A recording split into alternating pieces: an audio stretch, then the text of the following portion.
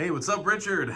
Good to see you, Silver Dragons. Good to see you, and welcome back. You were on vacation, and where did you go? I went to Japan for a week, and while I was out there, I visited some coin shops, and I bought some stuff.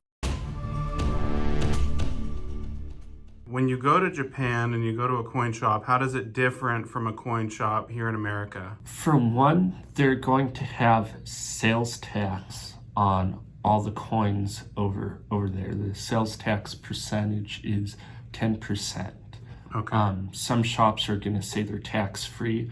What that means is they're either part of a bigger department store or they're going to give you a special receipt so you could get what's called a tax refund. If you do it at the department store, they give you most of that 10% back. So they'll give you like 8.5% of the total price back, and they'll charge 1.5% to do it on your behalf.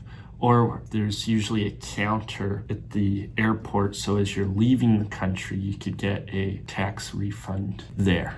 So if you were buying like silver bullion, you'd have to pay a 10% tax on that?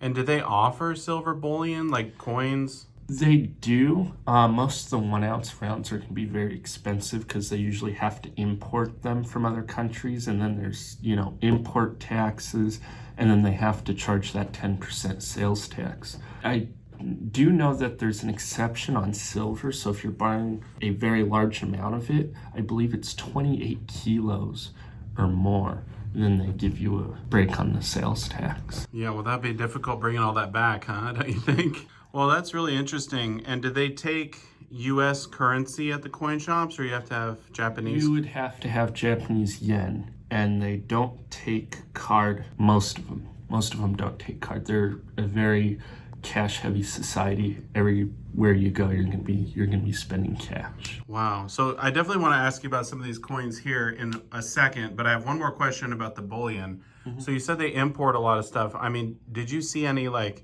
silver eagles or maples? They have all that?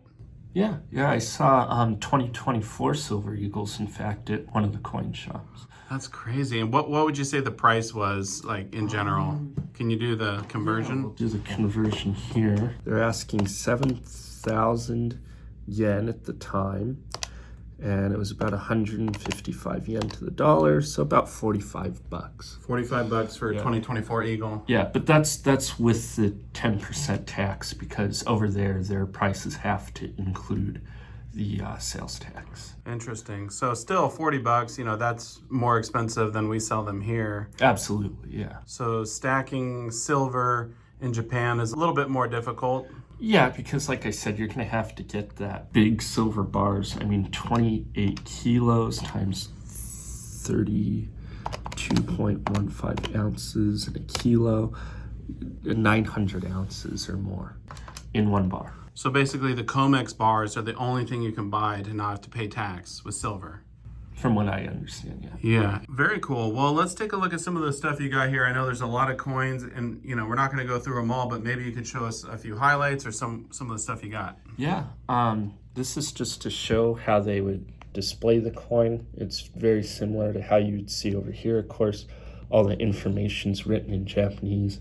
This one in particular, that character means beautiful. So this is a beautiful good. Beautiful good. Is that the condition? Or? It's the condition. No way. So I guess that would be like calling it the equivalent of like an XF or an AU maybe. Their scale's a little different. Yeah, I've never heard of the beautiful good. I mean, I've heard of good before, but not... Yeah. That means good as in like product. Oh, okay. Not good as in condition. Goods. Yeah. Oh, I see. Yeah. So here you have the sun on this side, Great Japan. This was back when it was the Japanese Empire. On the other side, you have the Imperial Chrysanthemum, characters for 50 cents on it, and 2 phoenixes. So what is this coin made out of, do you know? Silver. It's a silver coin? This is a silver coin. And how much does this cost? Like, how much did you have to pay to get it? It depends. Again, because this was a better condition, I would say they probably started at like a 1,000 yen. I've seen them way more than that, though, especially if it's a better date. I've seen them like 5,000 yen. Normally it would be about $50, but the yen's weak right now, so 5,000, about $32 and change. About $32 for that coin. Wow, and it is a small silver coin, but these are collectible, right? Yes, definitely. So people are buying that not obviously just for the silver content, but the fact that it's older and probably somewhat rare. Yeah, and there's if I could find, there are coins that are going to be closer to the silver price. Here's a great example. So think like a silver dime is going to cost you $2. $2.10 probably today. 10 cents. Yeah. This was 250 yen. I think the guy hadn't changed his price in years. So I got a good deal on this one because at the current exchange rates, that's $1.60, so less than the silver content. Wow, so this one was under melt. Yeah, that one was under melt. But I did see these people had them for sale for about 300 yen. So $1.93, so slightly over melt. This one is old. This is Taisho 6, year 6. So that's going to be 1917, I believe. Wow, so I didn't realize that even Japan had basically their own junk silver. Yeah, and they're also at one time on the gold standard as well, like many countries in the World War. In this case, a lot of these coins were destroyed, so most of them are going to be more than the silver value, but they do have coins that you'd be able to pick up for around silver price. Yeah, and I know a lot of people in America, when they think about bartering, they think about using junk silver, silver dimes, stuff like that.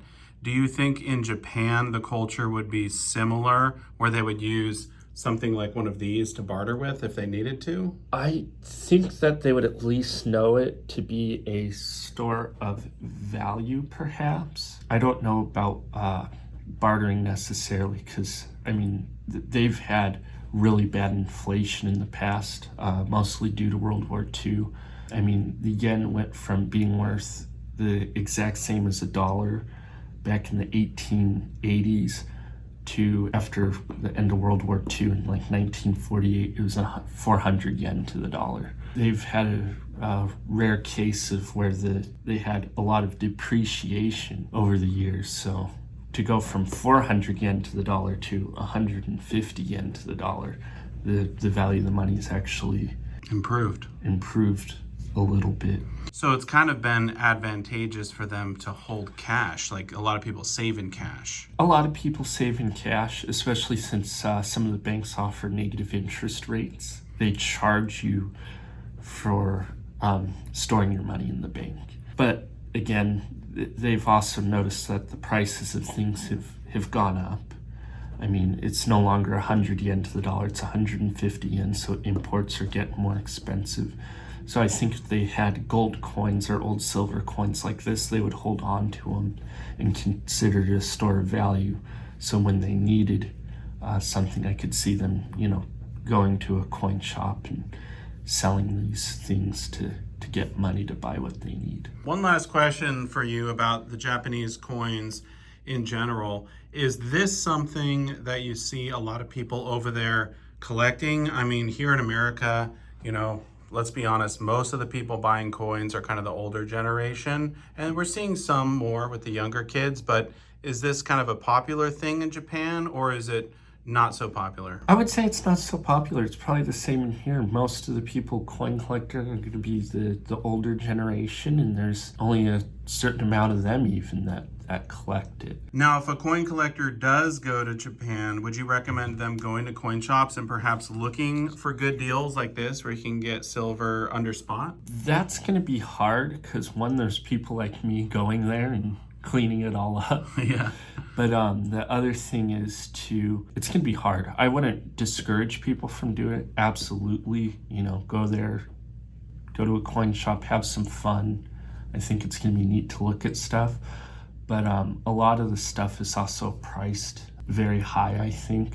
So I picked up the stuff that, in comparison to here, was good deals. Coins that were priced under spot, because it was probably priced a few years ago for above spot. Coins that I know I could sell here for a little more, that they have a lot of over there.